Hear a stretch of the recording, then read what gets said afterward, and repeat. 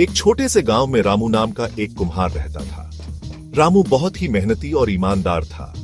उसकी कला देखते ही बनती थी। वो मिट्टी से सुंदर बर्तन और खिलौने बनाता था। लोग दूर दूर से उसके बनाए बर्तन खरीदने आते थे। रामू को अपना काम बहुत पसंद था। वो घंटों मिट्टी से खेलता रहता और नए नए डिजाइन बनाता। लेकिन रामू की मेहनत के बावजूद उसका गुजारा मुश्किल से होता था। मिट्टी के बर्तनों से बहुत कम कमाई होती थी।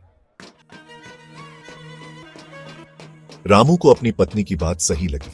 उसका मन तो मिट्टी के काम में ही लगता था, लेकिन परिवार की खातिर उसे शहर जाना पड़ा। शहर में रामू को एक फैक्ट्री में काम मिल गया।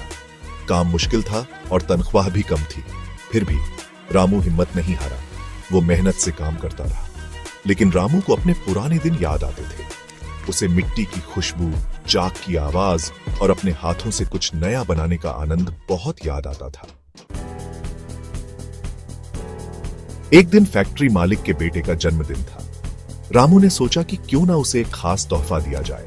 उसने फैक्ट्री से थोड़ी मिट्टी मांगी और रात भर जागकर एक सुंदर खिलौना बनाया। अगले दिन रामू ने वो खिलौना मालिक के बेटे को दिया। बच्चा खिलौना देखकर बहुत खुश हुआ।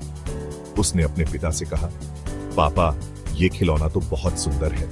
मुझे ये बहुत पसंद आया। मालिक ने जब वो खिलौना देखा तो वो भी हैरान रह गया। उसने रामू से पूछा, ये किसने बनाया है? रामू ने बताया कि ये खिलौना उसने खुद बनाया है। मालिक को रामू की कला बहुत पसंद आई। उसने रामू से कहा कि वो फैक्ट्री में खिलौने बनाए। रामू को अच्छी तनख्वाह और रहने के लिए घर भी दिया गया।